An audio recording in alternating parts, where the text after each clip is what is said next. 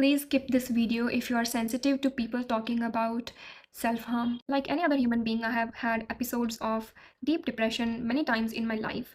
And during many of those episodes, I saw that I was engaging in different types of self-harm. The most common one being physically hitting myself, slapping myself, and also emotionally blaming myself for being a certain way. And then there's another one that never happened before, but it happened during my most recent phase, and that was engaging in binge eating completely junk and spicy foods mixed with very sweet biscuits, chocolate, and stuff. And I never did that before in my life, and this was the first time. This episode of being in deep depression came after many years of being very happy. So I had this background of information that I had, but I never got to witness it within myself and apply it until this time. So this time I got to experience witnessing myself going through all the different stages of grief and depression and trauma, and also the process of processing my emotions and coming out of it. And so when I was going through my acts of self-harm, of slapping myself and eating junk, I allowed myself to go through those moments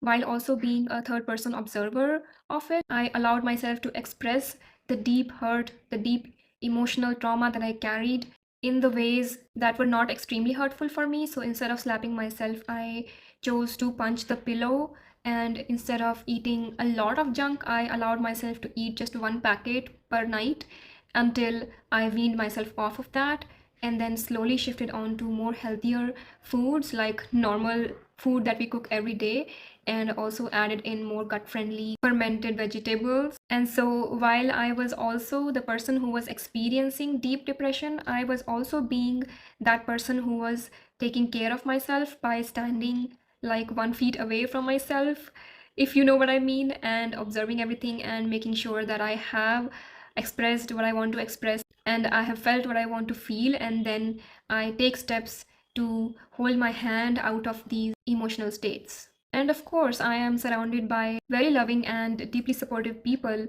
who held me through this whole journey. And so, this raw, deep emotional pain, when not expressed, it turns inwards.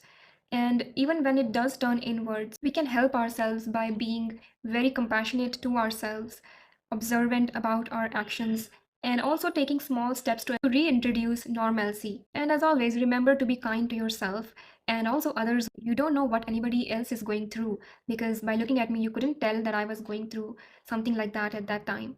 So replace self harm with self compassion by taking small little steps every day. And have a wonderful rest of your day.